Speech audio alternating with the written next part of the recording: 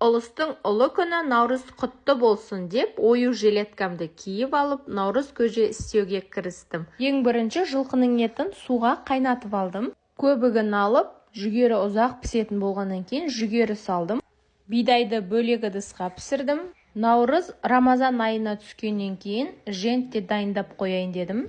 Жүгері піскен еді, тарымды салдым. Қамырым ашып қалыпты, бір қайтарып жіберіп, бауырсақ пісіруге кірістім.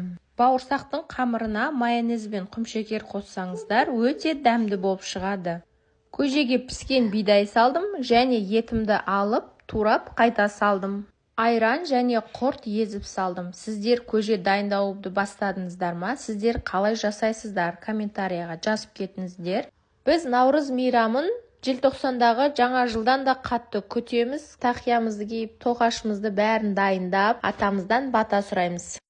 Бата берсең, Наурызымыз, мейрамымыз құтты болып, әр жылы Наурызға жете берейік.